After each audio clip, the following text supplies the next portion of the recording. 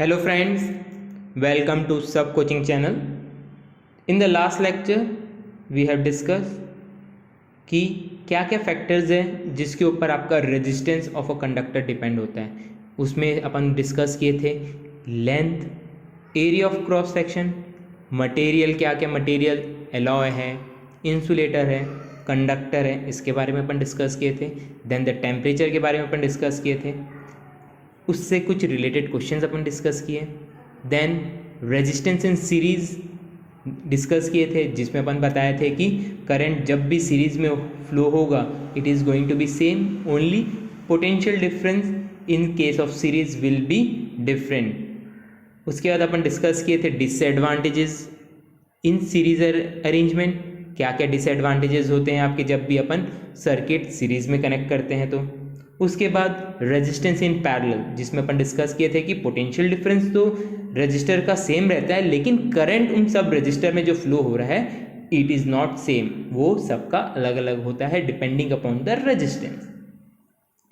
Is that clear? So in today's lecture we will be discussing some numerical question from series and parallel which are very important from exam point of view, जो आपके exam point of view से बहुत ही important है। So let us start with taking an example from your NCERT text book. So what is given to us? A 4 ohm resistance wire is double on it, calculate the new resistance of the wire. तो क्या दिया गया है? अपने पास एक wire है जिसका resistance 4 ओम है। अब ये वायर को जब मैं बेंड करके फोल्ड कर देता हूँ, डबल कर देता हूँ, तो क्या होगा, एक न्यू वायर बना होगा। अब उस न्यू वायर की अपने को क्या कैलकुलेट करनी है, रेजिस्टेंस। सो ये अपने को एक वायर गिवन है टू अस इज, जिसकी length, this is the wire given to us जिसका रेजिस्टेंस अपने को 4 ओम दिया है, जिसको मैं आर से रिप्रेजेंट कर रहा हूँ। इस वायर की लेंथ को अपन ले लेते हैं एल और एरिया क्रॉस सेक्शन को अपन ले लेते हैं ए। अब यही वायर को we are doing double on it, इसको डबल कर दिया जाता है, मोटा कर दिया जाता है। सो लेंथ तो क्या हो जाएगी, इसकी कम हो जाएगी, हाफ हो जाएगी, और एरिया ऑफ क्रॉस सेक्शन जो होगा वो इसका क्या हो जाएगा, डबल हो जाएगा। सो जो न्यू रेजिस्टेंस हो बनेगा आएगा, उसको अपन रिप्रेजेंट कर देते हैं आर डैश से। Is that clear? और लेंथ तो इसकी क्या हो गई, हाफ हो गई, और एरिया ऑफ क्रॉस सेक्शन इसका क्या हो जाएगा, double. So we are writing 2a और लेंथ को अपन लिखेंगे l/2। Is that clear? So as you know resistance का फॉर्मूला क्या होता है, R is equal to rho L/A। So new resistance का फॉर्मूला क्या होगा, R dash is equal to rho, दोनों केस में सेम होगा क्योंकि वायर सेम मटेरियल का ही बना हुआ है। सो रेजिस्टिविटी की वैल्यू तो आपकी इसमें सेम रहेगी। लेंथ क्या हो गया है न्यू रजिस्टर का, L/2, तो अपन इसको L डिवाइडेड बाय 2 लिखेंगे, multiply by area of cross section. Area of cross section क्या है इसका, 2a, so that is equal to 2a। So what we are going to get, we are going to divide this two equation number 1 and equation number 2। जब इसको divide करेंगे तो अपने को क्या रिजल्ट मिलेगा, R by R dash, you are going to get rho L by A multiply by, अब क्या होगा, ये R डैश डिवीजन में, सो जब भी डिवीजन में रहता है तो ये वैल्यूज ऊपर जाके क्या हो जाती है, रेसिप्रोकेट हो जाती है।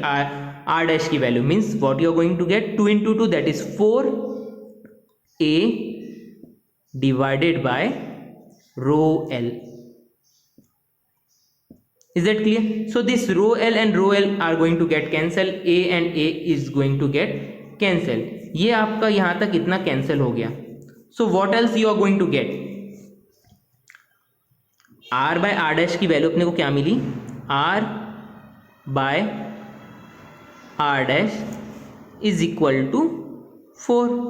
लेकिन जो पुराना रेजिस्टेंस है, पुराना वायर है, जिसकी रेजिस्टेंस की वैल्यू अपने को क्या गिवन है, 4 ओम दिया हुआ है। सो R डैश की वैल्यू क्या आ जाएगी वहां से, R dash is equal to, R की जगह अपन 4 प्लेस करेंगे और 4 डिवाइडेड बाय 4 आपको क्या मिल जाएगा, न्यू रेजिस्टेंस की value that is equal to 1 ohm.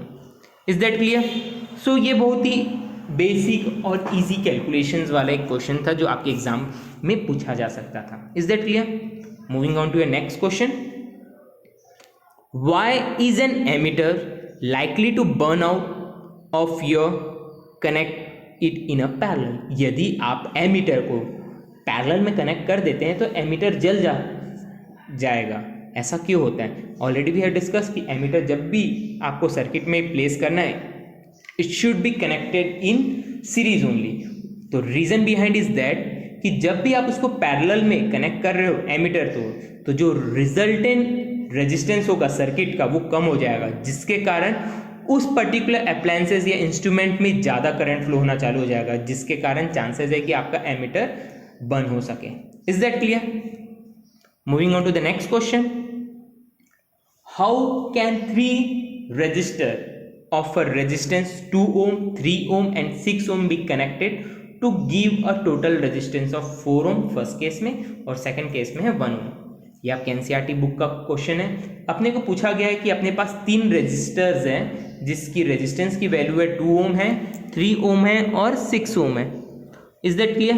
अब ये 3 रजिस्टर को अपने को ऐसे कनेक्ट करना है ताकि जो रिजल्टेंट रेजिस्टेंस हो वो आपका 4 आना चाहिए. सो आपको इसमें सोचना पड़ेगा, मैथमेटिकल एक्सप्रेशन को अपने दिमाग में बैठा के वैल्यूज देखनी पड़ेगी कि ये तीनों रजिस्टर को मैं सीरीज में कनेक्ट करूं या 2 को सीरीज और 1 को पैरेलल, या 2 को पैरेलल 1 को उनके साथ सीरीज. ऐसा आपको सोचना पड़ेगा और उसको कैलकुलेट करके आपको बताना पड़ेगा. Is that clear? सो यदि मैं 3 ohm और 6 ohm वाले रजिस्टर को पैरेलल में लेता हूं और इसका जो आंसर आएगा रिजल्टेंट को मैं सीरीज के साथ कनेक्ट कर देता हूं 2 ohm के साथ. Is that clear? यदि मैं इसका सर्किट डायग्राम यदि प्लॉट करते हैं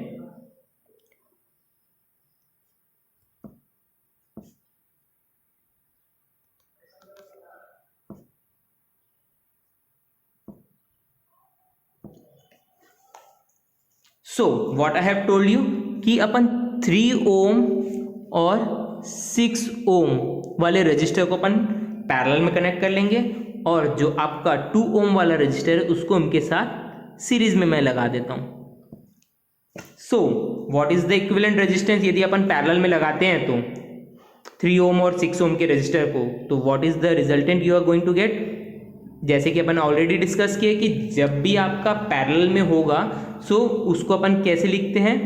1/R1 plus 1/R2. 1/R means 1/3 plus 1/6 और इसको सॉल्व करेंगे.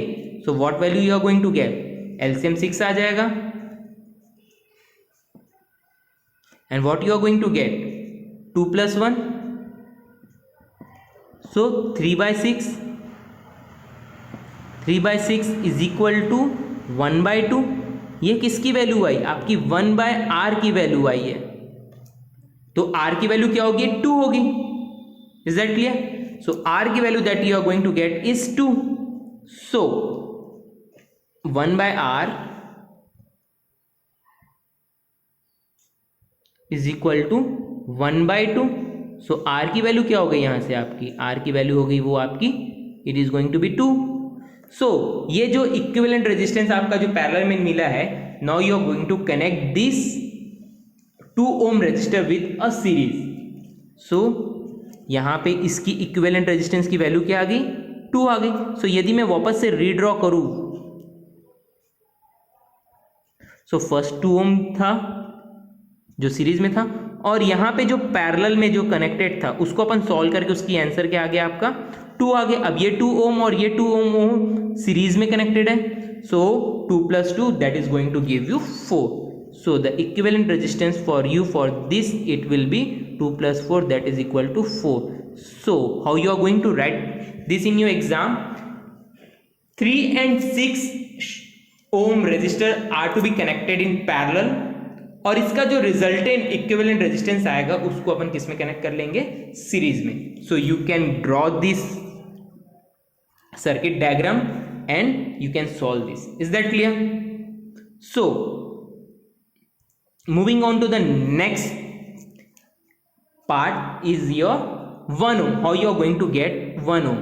यदि अपने को 1 ओम लेके आना है तो कैसे इसको कनेक्ट किया जा सकता है? यदि 1 ओम लाना है, वैल्यूज कम है, आप देख सकते हो कि पहला 2, 3 और 6 है, सीरीज में सबको कनेक्ट करने से तो इतना आ नहीं सकता। यदि मैं चारों को कनेक्ट कर लेता हूँ किसमें, सॉरी तीनों को, we are going to connect in parallel, यदि पैरेलल में मैं कनेक्ट कर देता हूँ, so then we are going to get the required answer. That means 1/r is equal to 1/2 plus 1/3 plus 1/6, that is going to give you LCM. यहाँ से क्या आएगा आपका 6, 3 plus 2 plus 1, 3 plus 2 5, 5 plus 1 6, 6/6 is equal to 1। So equivalent resistance आपका कितना आ गया 1, which is your can. So how you are going to draw the diagram for this particular circuit is like that. ये तीनों के तीनों को आपको किस में कनेक्टेड करना होगा,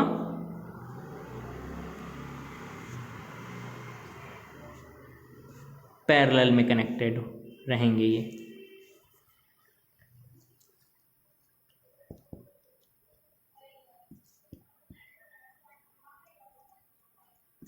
इज दैट क्लियर? सो पहला एक इसमें 2 ओम रहेगा, यहाँ पे 3 ओम है रहेगा, और आपका यहाँ पे 6 ओम रहेगा।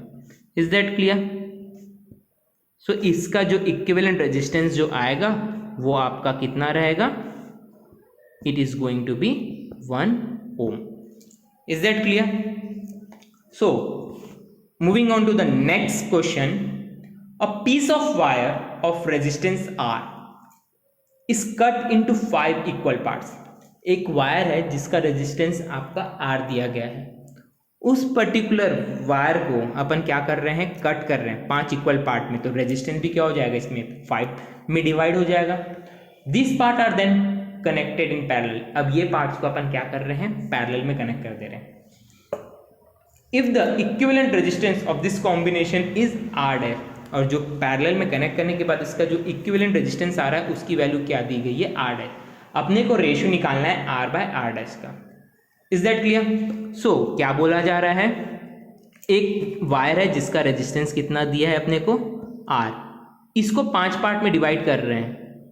सो एक एक वायर का जो पैरेलल में कनेक्टेड है उसका रेजिस्टेंस क्या होते जाएगा, it is going to be R/5। 5 equal part में डिवाइड हुआ। अब इन पांचों को किस में कनेक्ट कर रहे हैं अपन, पैरेलल में कनेक्ट कर रहे हैं। सो पैरेलल में क्या होगा आपका रेजिस्टेंस 1/R/5। दूसरा भी किसमें आपका पैरेलल में, तो 1/R/5 plus 1/R/5 plus 1/R/5 plus 1/R/5। ये क्या हो गया आपका 1/, इक्विवेलेंट रेजिस्टेंस जो नया रेजिस्टेंस बन रहा है उसका वो 1/R डैश की वैल्यू है। Is that clear? यदि अपन इसको सॉल्व करते हैं सो क्या होगा, 5 तो आपका ऊपर चले जाएगा, यहाँ पे जो नीचे वाला जो 5 है यहाँ पे सबका, सो what will happen, it will go up. तो ये इक्वेशन क्या बन जाएगा 5/R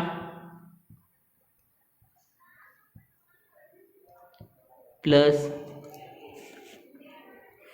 5/R plus 5/R plus 5/R plus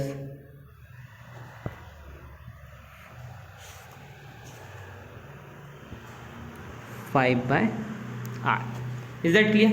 अब यदि अपन एलसीएम लेंगे तो एलसीएम क्या आएगा यहाँ पे आपका, it is going to give you R and 5 plus 5 plus 5 plus 5 plus 5 that is equal to 25। ये किसकी वैल्यू आई आपकी 1/R डैश की। अब अपने को क्या पूछा गया है, रेशियो बताना है किसका, R/R डैश का। तो ये वाला R आपका, यदि मैं इसको इधर लेके आ जाऊंगा तो क्या हो जाएगा, ये R/R डैश, जिसकी वैल्यू क्या आ जाएगी आपकी 25। So the correct answer for this question will be option number D. Is that clear? Moving on to the next question, ये भी आपका सिंपल सा क्वेश्चन है.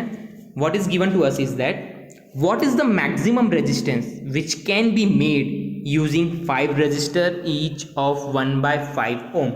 अपने को क्या करना है, 5 रजिस्टर्स दिए हुए हैं, उनकी वैल्यू है आपकी 1/5 ओम. अब इन 5 रजिस्टर को अपने को ऐसे कनेक्ट करना है ताकि जो इक्विवेलेंट रेजिस्टेंस आए वो उनका क्या हो, मैक्सिमम हो. सो मैक्सिमम रेजिस्टेंस कब आता है आपका, जब सर्किट किस में कनेक्टेड हो, सीरीज में कनेक्टेड हो. If a circuit are connected in series then you are going to get the maximum resistance. So series के लिए फॉर्मूला क्या है, sum of all the resistance. So आपका इक्विवेलेंट रेजिस्टेंस की वैल्यू क्या आएगी, R1 plus R2 plus R3 plus R4, ये पूरा आपका ऐड होगा. सो यहाँ पे वैल्यू क्या आएगी आपकी 1/5 प्लस 1/5 प्लस 1/5, इसको अपन 5 टाइम्स करेंगे then it is going to give you the required result. 1/5 plus 1/5 plus 1/5 plus 1/5, this is 5 times. So LCM will be 5 and above it will be 5 plus 5 cancel हो जाएगा आपका 5 के साथ, और जो आंसर आएगा it is going to be 1 ohm. So the correct answer for this question will be option number D. Is that clear? Moving on to the next question, what is the minimum resistance which can be made using 5 resistor each of 1/5 ohm. Same वही question है, बस वहाँ पे maximum की जगह यहाँ पे क्या वर्ड यूज हुआ है, मिनिमम हुआ है.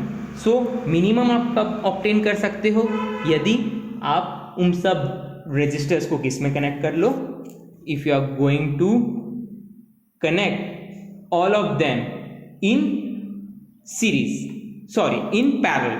अपन इन सब के सब को किस में कनेक्ट कर लेंगे, पैरेलल में कनेक्ट कर देंगे. सो यदि अपन पैरेलल में कर रहे हैं तो पैरेलल के लिए फॉर्मूला क्या, इक्विवेलेंट रेजिस्टेंस का 1/R is equal to 1/R1 plus 1/R2 plus 1/R3 plus 1/R4 plus 1/R5, ये होगा आपका. सो 1/R1 की वैल्यू क्या है यहाँ पे, 1 divided by 1/5 plus 1 divided by 1/5 plus 1 divided by 1/5 plus 1 divided by 1/5 plus 1 divided by 1/5. यदि ये 5 ऊपर चले जाएगा रेसिप्रोकेट होके तो क्या हो जाएगा, 5 plus 5 plus 5 times, that is equal to 25. लेकिन यहाँ पे आपकी किसकी वैल्यू आ रही है, ये 1/R की वैल्यू आ रही है 25. सो R की वैल्यू क्या होगी आपकी, यहाँ से R की वैल्यू होगी दैट इज 1/25. यहाँ पे most of the time student are making mistake. यहाँ से जैसे ही आपका आंसर 25 आ जाता है अपन ऑप्शन नंबर डी को करेक्ट करके आंसर लिख देते हैं. नो, जब भी आपका 1/R आया है, ये R की वैल्यू नहीं आई है, तो R की वैल्यू क्या आई आपकी 1/25. तो correct answer will be option number B. Is that clear? यहाँ पे most of the time student are making big mistake. यहाँ पे आपका कुछ इक्विवेलेंट रेजिस्टेंस दिया गया है, नेक्स्ट क्वेश्चन में आपको इसका इक्विवेलेंट रेजिस्टेंस निकालना है. तो आप देख सकते हैं कि फर्स्ट केस में यहाँ पे किस में कनेक्टेड है, सीरीज में कनेक्टेड है. तो इक्विवेलेंट रेजिस्टेंस क्या होगा, सब रेजिस्टर्स का एडिशन कर लेंगे तो 3 + 2 + 1 that is going to give you 6 ohm. तो इक्विवेलेंट रेजिस्टेंस इस सर्किट का कितना आएगा आपका 6 ओम. सेकंड केस में देख सकते हैं कि तीनों के तीनों आपके किस में कनेक्टेड है, पैरेलल में.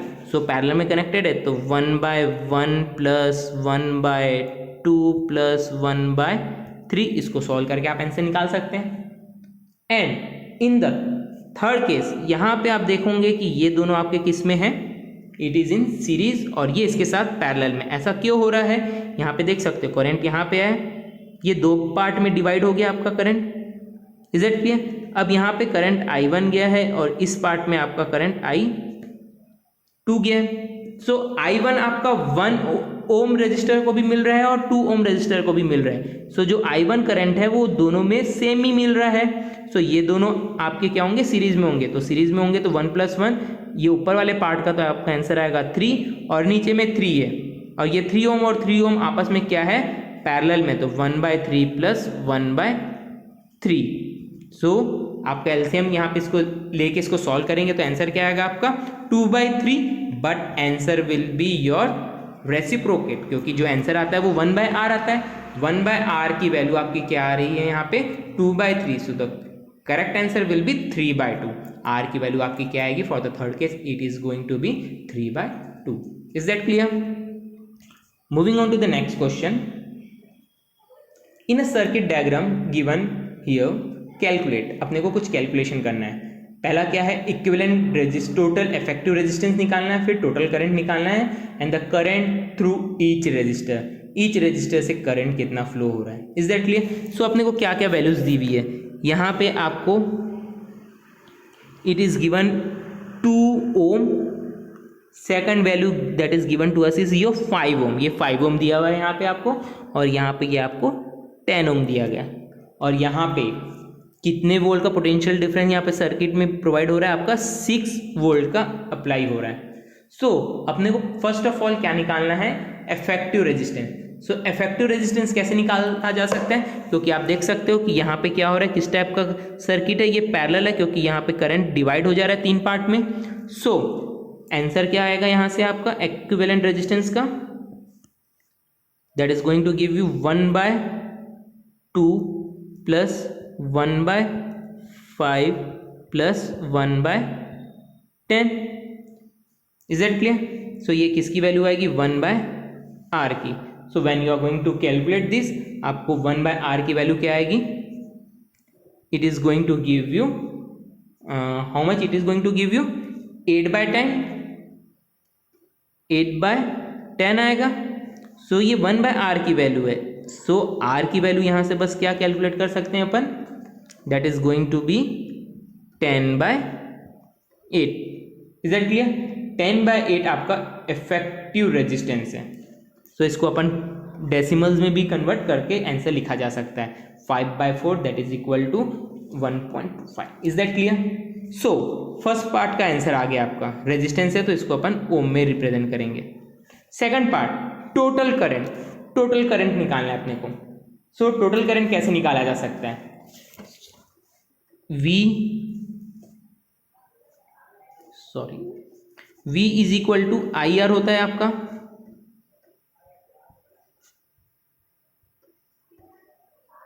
तो अपने को करंट निकालने बोला गया है। सो I क्या होगा आपका V/R, और V कितना दिया गया अपने को 6, और R अपन अभी कैलकुलेट किए दैट इज 10/8। सो ये 10/8 है तो ये 8 ऊपर आ जाएगा आपका, that is equal to 48/10, 48/10 that is equal to 4.8, और करंट निकाल रहे हैं so unit will be ampere. Is that clear? ये आपका क्या हो गया, करंट निकल गया। थर्ड पार्ट में आपको क्या पूछा गया है, the current through each resistor, means यहाँ पे जब देख रहे थे अपन करंट 3 पार्ट में डिवाइड हो रहा था, 2 ओम, 5 ओम और 10 ओम रजिस्टर में। सो अपने को इंडिविजुअल रजिस्टर्स के लिए करंट वहां पे कितना फ्लो हो रहा है वो निकालना है। सो फॉर्मूला आपका यही रहेगा V/R। सो लेकिन फर्स्ट केस में पोटेंशियल डिफरेंस आपका 6 है, लेकिन रेजिस्टेंस फर्स्ट केस में कितना है, it is 2। So what will be the value of I1, I1 is equal to 6/2, 6/2 that is equal to 3। So first case में आपका करंट कितना फ्लो होगा, that is equal to 3 ampere. I2 आपका कितना आएगा यहाँ से, potential difference once again it is 6, resistance कितना है आपका 5। सो 6/5, 6/5 करेंगे तो आंसर कितना आएगा आपका 1.2 एम्पियर। सिमिलरली I3 यदि अपन कैलकुलेट करते हैं, सो I3 आपका कितना आएगा, that is equal to your 6/10, 6/10 is equal to 0.6। Is that clear? 0.6 आपका थर्ड केस में आंसर आएगा। Is that clear? सो ये कुछ सिंपल एक्सप्रेशन है जो आपके ये वाला क्वेश्चन आपके प्रीवियस ईयर क्वेश्चन पेपर में भी आप देखोगे ये क्वेश्चन। यदि आप आगे बढ़ के अभी क्वेश्चन पेपर्स यदि देखोगे तो you can see this question in your previous year question papers. Is that clear? Moving on to the next question. यहाँ पे अपने को कुछ एक्सप्रेशंस दिया हुआ है। Which of the circuit component in the adjoint circuit diagram are connected in parallel. अपने को बताना है कि क्या क्या कंपोनेंट इसमें पैरेलल में कनेक्टेड है और कौन से नहीं है। सो यहाँ पे देख सकते हो आपका R1, R2 और ये आपका वोल्ट मीटर। यहाँ पे आपका करंट 3 पार्ट में डिवाइड होते जा रहा है अलग अलग। सो ये तीनों के तीनों आपके किस में है? Are connected in parallel. So कौन सा होगा? R1, R2 and potential meter all are connected in parallel. So option number D is your correct answer for this question. बाकी में अपने को फर्स्ट ऑप्शन में R1 और R2 बस बोला है पैरेलल के लिए, सेकंड में R2 एंड पोटेंशियल मीटर बोला, वोल्ट मीटर बोला गया है। R1 and V is also not the correct answer and the correct answer will be option number D. Is that clear? Moving on to the next question. How many 176 ohm resistor in parallel are required to carry 5 ampere on a 220 volt line? अपने को क्या बोला है question में? How many 176 ohm resistor in parallel. अपने पास बहुत सारे रजिस्टर्स हैं और हर एक रजिस्टर्स की वैल्यू कितनी गिवन टू अस इज 176 और इन सब 176 ओम रजिस्टर्स को अपन पैरेलल में कनेक्ट कर रहे हैं। अपने को फाइंड आउट करना है कि कितने रजिस्टर्स को अपन कनेक्ट करेंगे ताकि उसमें रिक्वायर्ड करंट कितना फ्लो हो, 5 एम्पियर हो और पोटेंशियल डिफरेंस उसमें कितना है? 220 volts are given to us. So यदि मैं एक सर्किट डायग्राम इसके लिए बनाऊं, so how you are going to get here is like that. यहाँ पे एक रजिस्टर है आपका, यहाँ से एक दूसरा रजिस्टर कनेक्ट हो गया समझो, इसके ऊपर एक तीसरा है। ऐसे ही आपके n नंबर्स ऑफ रजिस्टर्स इसमें कनेक्टेड है। Is that clear? ये आपका पैरेलल में कनेक्टेड है, 5 एम्पीयर इसमें करंट फ्लो हो रहा है, 220 वोल्ट का आप में इसमें पोटेंशियल डिफरेंस है और सब एक रजिस्टर्स की वैल्यू कितनी है आपकी? 176 ohm. Is that clear? So what the question is कि इसमें कितने n नंबर ऑफ रजिस्टर्स अपन कनेक्ट कर सकते हैं। Is that clear? सो कितने कनेक्ट किया जा सकता है? सो आपको पता है कि first of all we are going to calculate the effective resistance कि कितना इफेक्टिव रेजिस्टेंस इस सर्किट का हो सकता है। तो R इज इक्वल टू क्या होता है आपका formula? R is equal to V by I. So V की वैल्यू कितनी है आपकी? 220 डिवाइडेड बाय I कितना है? करंट कितना गिवन है अपने को? 5 एम्पियर।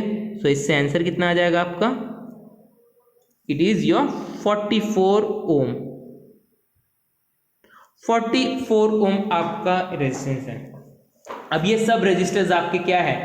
पैरेलल में कनेक्टेड है और 176 के n टाइम्स है। सो इक्विवेलेंट रेजिस्टेंस को अपन कैलकुलेट कर चुके हैं, दैट इज 44 ओम। सो आपको पता है 1 बाय आर क्या होता है? 1 by R is equal to 1 by R1 plus 1 by R2 plus 1 by R3 plus 1 by R4 till n times. So we can write here like that 1 by R is equal to 1 by R1 plus 1 by R2 till n times. So what you are going to get? n times है। so resistance तो आपका सबका क्या है? Same है 176 ही है सबका। so नीचे में तो वैल्यू सबकी 176 ही रहेगी। so n टाइम्स, तो n डिवाइडेड बाय 176 और यहाँ पे रेजिस्टेंस की वैल्यू अपन कितनी कैलकुलेट किए थे इसकी? 1 by it is going to be 44। So from here when you are going to calculate n value you are going to get is 176 by 44। 176 by 44 करोगे तो कितना आएगा आपका answer? 4। So how many registers you are going to connect? It is your 4 registers। जब अपन parallel में connect करेंगे तो उस 4 registers का इक्विवेलेंट रेजिस्टेंस आपका कितना आएगा? 44 ओम और हर एक रजिस्टर्स का इक्विवेलेंट रेजिस्टेंस था आपका 176। Is that clear? Moving on to the next question. Next question में अपने को क्या दिया गया है? A battery of 9 volt is connected in series with resistors of 0.2 ohm, 0.3, 0.4, 0.5 and 12 ohm respectively. How much current would flow through the 12 ohm resistor? अपने को calculate क्या करना है कि 12 ohm resistors में कितना आपका करंट फ्लो होगा। सो फर्स्ट ऑफ ऑल यहाँ पे क्या दिया गया, किस टाइप का अरेंजमेंट है इसमें? सीरीज। आपका सर्किट किस टाइप का है? सीरीज में। सो जब भी सीरीज में आपका करंट फ्लो हो रहा है तो वो तो सेम होता है, जैसे कि अपन ऑलरेडी डिस्कस किए। सो यहाँ पे इस स्टेटमेंट का कोई मतलब नहीं है। How much current will it flow through 12 ohm resistor? 12 ohm में भी उतना ही फ्लो होगा जितना 0.2 ओम में, 0.3 ओम में, 0.4 में, 0.5 में, because they all are connected in series. और सीरीज में आपका करंट सब में इक्वल ही फ्लो होता है। सो सिंपल है। आपको फर्स्ट ऑफ ऑल क्या कैलकुलेट करना होगा? इक्विवेलेंट रेजिस्टेंस सीरीज में है तो इक्विवेलेंट रेजिस्टेंस कैसे कैलकुलेट कर सकते हैं? सबको ऐड करके। So 0.2 plus 0.3 plus 0.4 plus 0.5 plus 12 ये आपको क्या दे देगा? Equal to 13.4 ohm. Is that clear? अब अपन ओम्स लॉ लगाते हैं। ओम्स लॉ क्या बोलते हैं? R is equal to V by I। और पोटेंशियल डिफरेंस कितना दिया गया अपने को क्वेश्चन में? That is given to us is 9 और इक्विवेलेंट रेजिस्टेंस अपन कितना निकाल लिया? 13.4। सो I की वैल्यू क्या होगी आपकी यहाँ से? V की वैल्यू अपने को 9 दी गई है। 9 डिवाइडेड बाय 13.4। इसको सॉल्व करेंगे so you will get your answer, that is going to be 0.67। Is it clear? So 12 ohm resistor से भी कितना करंट फ्लो होगा आपका? 0.67 एम्पियर का करंट यहां पे फ्लो होगा। Is that clear? Moving on to the next question. A hot plate of an electric oven connected to a 220 volt line has two resistance coil A and B each of 24 ohm resistance which may be used separately in series or in parallel. What are the current in the three cases? अब क्या बोला है? ये आपके NCERT का question है। Sorry, it is from your NCERT portion. So क्या बोला गया? अपने को करंट निकालना है तीन केस में। तीन केसेस क्या दिए गए अपने को?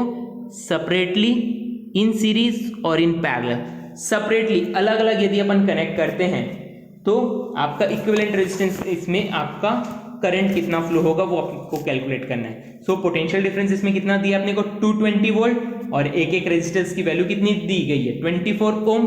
यदि सेपरेटली अलग अलग यूज करना है, मीन्स एक डिवाइस का एक हॉट प्लेट का अलग से और एक हॉट प्लेट बी का अलग से यदि कैलकुलेट करेंगे तो दोनों का रेजिस्टेंस तो अलग अलग होगा। सो इन फर्स्ट केस में आपका करंट क्या होगा? I is equal to V by R। Potential difference कितना दिया आपको? 220 डिवाइडेड बाय रेजिस्टेंस कितना है आपका? कितना दिया गया क्वेश्चन में? 24 it is given to us. So when you are going to divide 220 by 24 you are going to get answer as 9.2 ampere. is that clear? ये फर्स्ट क्वेश्चन का आंसर हो गया आपका। सेकंड, यदि अपन सीरीज में कनेक्ट करते हैं, अब जो दो प्लेट है A और B प्लेट, इसको सीरीज में कनेक्ट करेंगे तो इक्विवेलेंट रेजिस्टेंस तो पहले कैलकुलेट करना पड़ेगा। सो R1 plus R2 means 24 plus 24। So 24 plus 24 that is going to be equal to 48 ohms. Is that clear? So R की वैल्यू अपन सेकंड केस में क्या यूज करेंगे? That is 48. So वापस से अपन कैलकुलेट करेंगे क्या? करंट। सो करंट आपका क्या होगा? पोटेंशियल डिफरेंस कितना है? वापस से पोटेंशियल डिफरेंस तो सेम होगा, that is equal to 220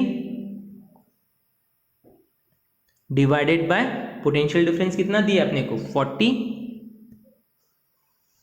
potential difference 220 दिया गया और रेजिस्टेंस अपना कितना आया है 48. सो on dividing what you are going to get is the answer that is been somewhere around 4.5 ampere. Is that clear? So third case में अपने को बोला है कि यदि उसको अपन पैरेलल में कनेक्ट करते हैं, so यदि वो पैरेलल में कनेक्ट होगा तो इक्विवेलेंट रेजिस्टेंस कैसे कैलकुलेट किया जा सकता है पैरेलल के लिए, 1/R1 प्लस 1/R2 और 1/R1 की वैल्यू क्या है आपकी 1/24 प्लस 1/24, 1/24 प्लस 1/24 करेंगे तो क्या आएगा आंसर आपका 1/24 plus 1/24. So that is equal to 12. 24 तो आपका क्या आ जाएगा उसका LCM 1 plus 1 that is equal to 2. तो 1/12 तो इक्विवेलेंट रेजिस्टेंस क्या आ जाएगा आपका यहाँ से 12 ohm. Is that clear? So current कितना आएगा दैट इज V/I. V कितना दिया था अपने को दैट इज 220 और R कितना दिया अपने को 12. इसको डिवाइड करेंगे तो आंसर क्या आ जाएगा आपका it will be equal to your 18.3, somewhere around 18.3 ampere. Is that clear? So ये आपके कुछ एनसीईआरटी क्वेश्चंस है जो आपके एग्जाम पॉइंट ऑफ व्यू से बहुत इंपॉर्टेंट है. आई होप ये आपको न्यूमेरिकल आज के समझ में आए होंगे. you need to practice more such questions. If you like our videos, I will request you to please share, comment and follow us on YouTube.